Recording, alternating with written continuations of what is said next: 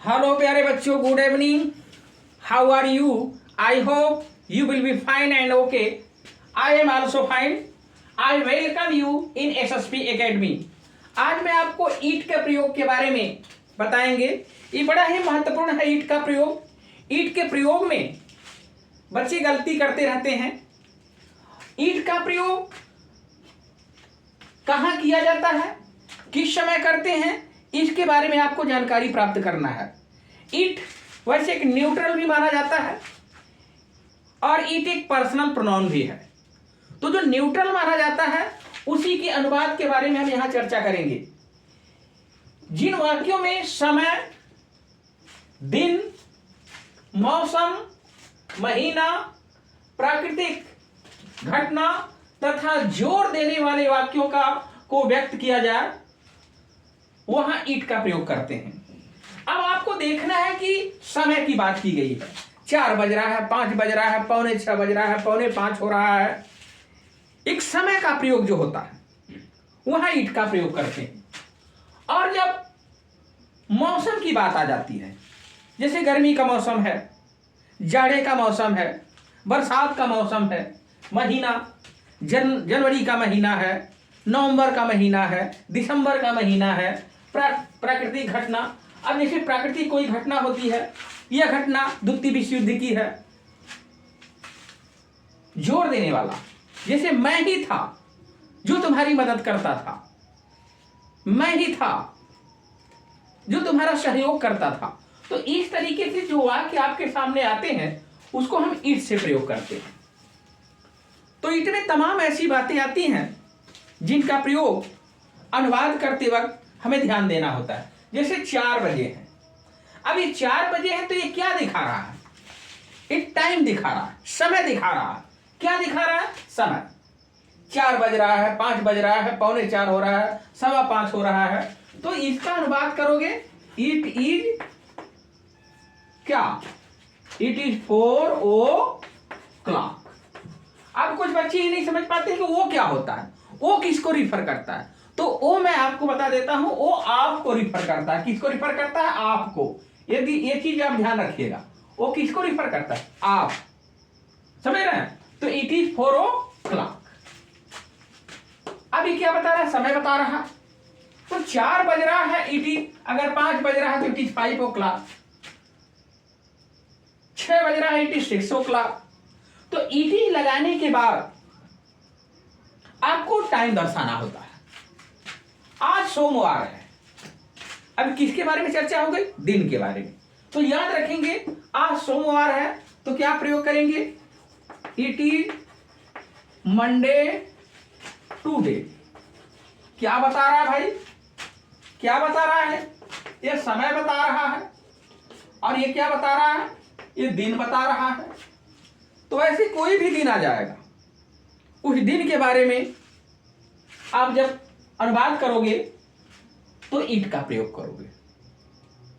तो ईट का यहां से एक तरह से न्यूट्रल में जाके हम यूज कर रहे हैं। आज बहुत गर्मी है।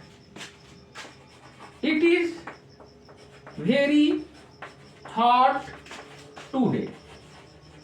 क्या बता रहा है भाई? एक तरह से आपको मौसम बता रहा। ये मौसम कैसा है? जाड़े का है, गर्मी का है, बरसात का है, कैसा मौसम है? तो ये क्या दिखा? ये मौसम की बात की। ये मौसम बता रहा है। अंधेरा हो रहा है, ये क्या बता रहा है? एक तरह से एक प्राकृतिक घटना होती है। अंधेरा हो रहा है, सुबह हो रहा है। तो इस चीज पर हमें ध्यान देना है कि कौन सी चीज की तरफ हमें क्या प्रयोग करना है, क्या नहीं करना है। तो अब ये जो अंधेरा हो रहा है, अंधेरा होने के लिए ध्यान दीजिएगा, 2 मीनिंग का प्रयोग करते हैं।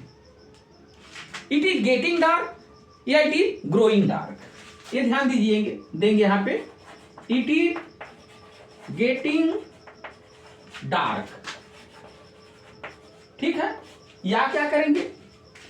It is growing dark, growing dark. तो दोनों में से ये अंधेरा होने की जो मीनिंग होती है वो गेट डार्क भी कहते हैं और ग्रो डार्क भी कहते हैं।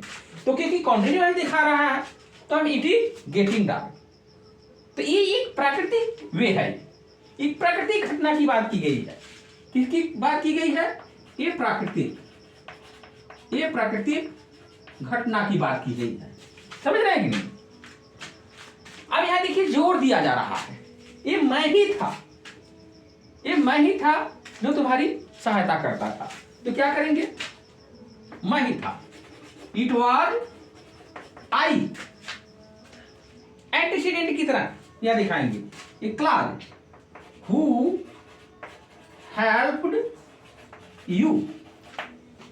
तो it was I who helped you. तो ये जो वाक्य होते हैं, जो आपको समय बता रहा है, दिन बता रहा है, मौसम बता रहा है, महीना बता रहा है, प्राकृतिक घटना बता रहा है, या कोई जोर देने वाली बात आ रही है, ये रवि ही था जो तुमको वहां पहुंचाता था। इस तरह से अगर प्रेशर देंगे, जोर देंगे, तो वहां इस तरह की, जैसे इट वॉज आई, मैं हूं कि अंग्रेजी क्या कहते हो? इट इज आई कहते हो, कंप्लीमेंट होता है वो। तो इट वॉज आई, मैं हूं, अभी क्या था? मैं था। तो मैं था हो गया तो क्या हो गया? वाज हो जाएगा।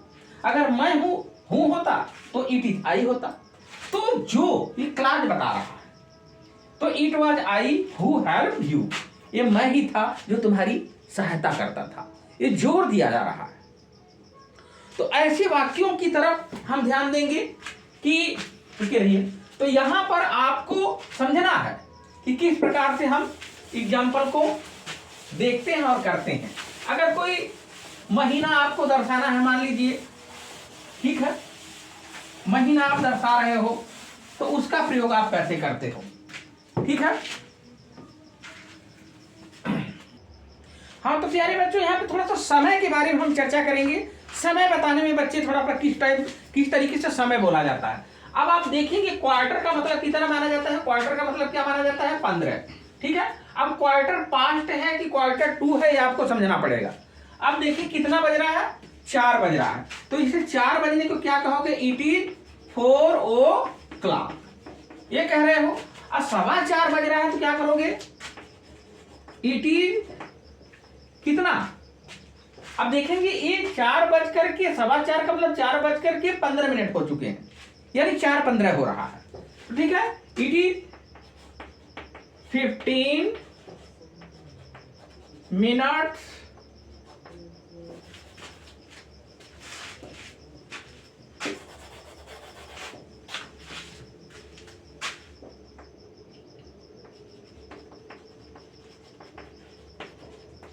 past 4 o'clock। क्या करेंगे? 4 o'clock। एक तो ये तरीका है। एक दूसरा तरीका आपका क्या है? जो बेहतरीन तरीका है आपका, ये सबसे ज्यादा बोला जाता है, क्या क्या कहेंगे? It is quarter past 4 o'clock। कुछ बच्चे तो बोल देते हैं कि it is 15 minute past 4 o'clock, यानी 4:15 हुए हैं, इट इज 15 मिनट पास्ट हो गया है। उससे भी बेहतर तरीका आपका बोलने का है, it is quarter past 4 o'clock, यानी 4:15 हो गए हैं। अगर यहीं पे 3:45 बज रहे हैं तो इसको क्या कहेंगे? यानी 4 बजने में आपका कितना मिनट बाकी है? 15 मिनट। तो इसको कहेंगे इट इज क्वार्टर 2। अब क्वार्टर 2 का मतलब क्या हो गया? ये ध्यान रखिए, क्वार्टर पास्ट का मतलब 15 मिनट गुजर गए हैं, अब क्वार्टर 2 का मतलब 15 मिनट बाकी है। तो अब यहां पर इट इज क्वार्टर, अब ये क्वार्टर 2 का मतलब क्या हो गया? 15 मिनट बाकी है, क्या बजने में? 4 बजने में। इट इज क्वार्टर 2 4 o'clock, इस तरीके।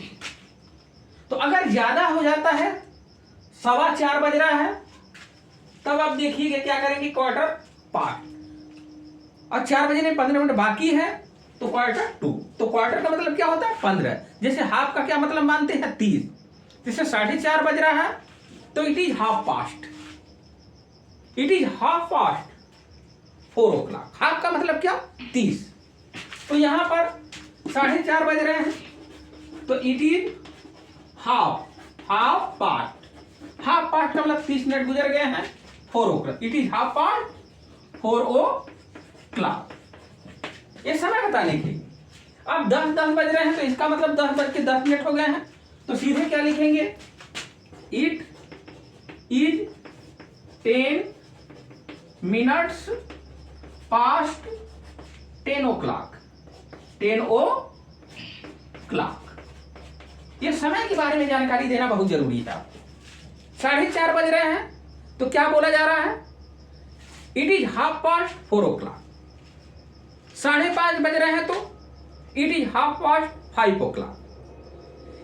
या उसको दूसरी तरीके से आप कह सकते हो, तो तमाम तरीके हैं कहने के, लेकिन 1/2 और क्वार्टर वाला बहुत जरूरी है, इसको याद रखना। अभी मैं आपको यहां मेंशन करके बताऊं आपको, जैसे एग्जांपल में आप देखोगे समय के बारे में बच्चे यहां पर काफी गफलत खा जाते हैं, तो ये बहुत जरूरी है आपके सामने कि आप वाक्य को समझो और देखो। तो अब जैसे ये क्या हो रहा है, अब आपका मतलब कह दिया कि बज रहे हैं, ठीक है, या बजे हैं, इसका मतलब ये 5:15 बज रहा है। तो 5:15 बजने का मतलब क्या है कि 15 मिनट गुजर गए हैं, तो जो गुजर गया है उसके लिए क्या करेंगे, क्वार्टर पास्ट कहेंगे। तो ये आपका हो जाएगा it is quarter past 5 o'clock। इसका मतलब क्या समझोगे, इट इज क्वार्टर पास्ट का मतलब 15 मिनट क्या हो गए, गुजर गए हैं 5 बज, यानी 5:15 हो रहा। अगर मान लीजिए ऐसे कह दिया जाए, 4:45 कह दिया जाए आपसे, यानी क्या हो रहा है, 4:45 का मतलब कितना बज रहा है, 4:45 बज रहा है। तो 4:45 बज रहा है, तो इसका मतलब कि अब 5 बजने में कितना बाकी है, 15 मिनट। तो इसको क्या कहेंगे, it is quarter to. Quarter क्या कहेंगे, क्वार्टर टू कहेंगे भाई, क्या कहेंगे, क्वार्टर टू। इसका मतलब क्या हो, इट इज क्वार्टर टू का मतलब 15 मिनट बाकी है, क्या, it is quarter to 5 o'clock, यानी कहने का मतलब 5 बजने में 15 मिनट बाकी है। इसका मतलब क्या बज रहा है, 4:45 बज रहा है। अगर इसी चीज को 1/2 से अगर आप देखोगे तो आप क्या करोगे, अब जैसे आप देखोगे आपको कह दिया जाए कि ये 3:30 हो रहे हैं या बजे हैं, ठीक है। तो अब यहां पर इसका मतलब 3:30 हो गए हैं, तो आधे वाले को हम क्या कहते हैं, हाफ कहते हैं, क्या कहते हैं, हाफ, ठीक है। तो अब यहाँ हाफ क्या है, यानी 3:30 हो गए, तो हाफ पास्ट माना जाएगा। तो इसका अनुवाद कैसे करोगे, इट इज हाफ पास्ट, यानी हाफ पास्ट 30 मिनट गुजर गए हैं, 3 o'clock, चलो सीखे ऐसे। अब जैसे महीना कोई आ जाता है, जैसे जून का महीना था, जून का महीना था। अब महीने का वर्णन अगर आ जाता है यहाँ पे महीना, तो इट वाज, तो महीना आ गया जून का महीना, तो क्या कहेंगे, it was the month of June. तो क्या कहेंगे, इट वाज करेंगे, the month of June, it was the month लिखेंगे, का की अंग्रेजी उल्टा लिखा जाता है, ये जून का महीना की अंग्रेजी, ये जून ऑफ द मंथ नहीं लिखा जाता है, उल्टा चलते हैं, द मंथ ऑफ जून।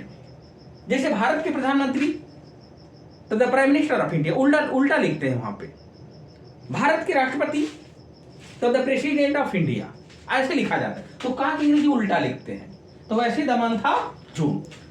और एक चीज आप ध्यान दीजिएगा, ये तो समय की बात रही, अगर आपसे यहां पर मेंशन कर दिया जाए कि वर्षा हो रही है, मूसलाधार वर्षा हो रही है, मूसलाधार वर्षा हो रही है, ठीक है।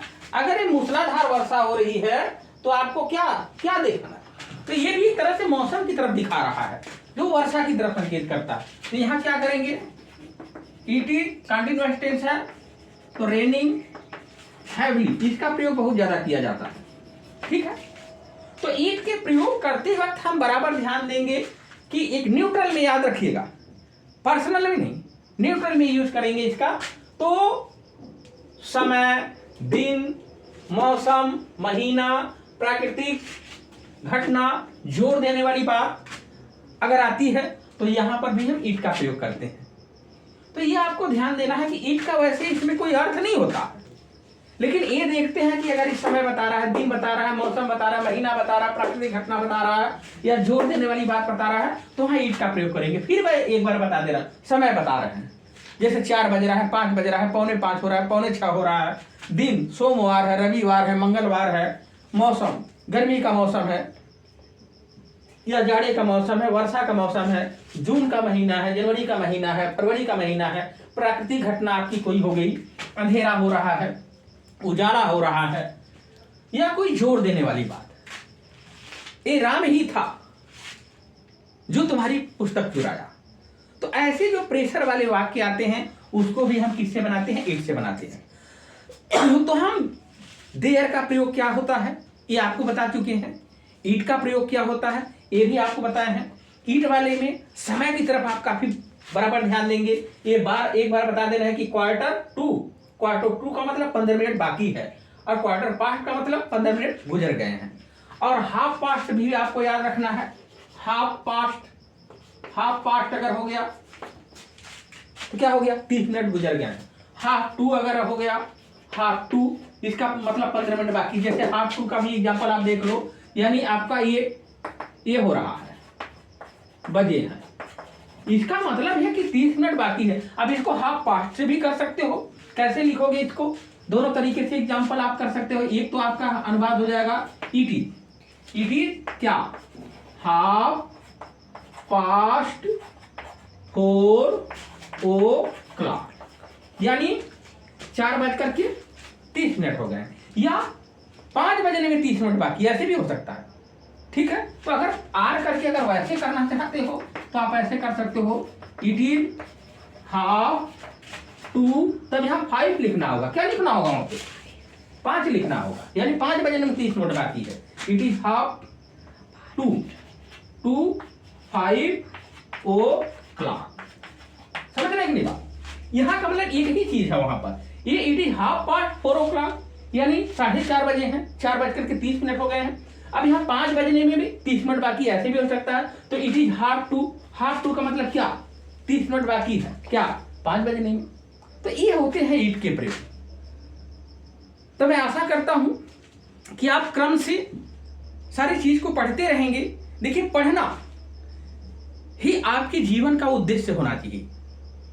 आप एक टारगेट बनाओ, एक एम बनाओ, एक उद्देश्य बनाओ।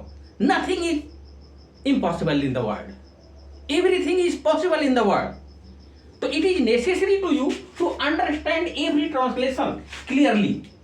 Okay, I would like to teach you what is the concept, what is the rule of the translation. Translation होता क्या है? ट्रांसलेशन कहते किसे हैं? एक भाषा से दूसरे भाषा में परिवर्तित कर देने की जो कला होती है, that is translation, that is अनुवाद होता है। ओके, तो आपको समझना है इस चीज को कि किसके लिए हम इट का प्रयोग करेंगे, किसके लिए हम देयर का प्रयोग करेंगे, ये समझना है। तो जब तक इन बिंदुओं को आप समझोगे नहीं, तब तक आप ट्रांसलेशन सही तरीके से नहीं कर पाओगे। आप देखो इन सारी घटनाओं की सारी चीजें आ रही है कि नहीं। अगर आ रही है तो आप करो, इट का प्रयोग करो। ठीक है, ओके, तो thank you so much, good luck, bye bye, I will meet you next day.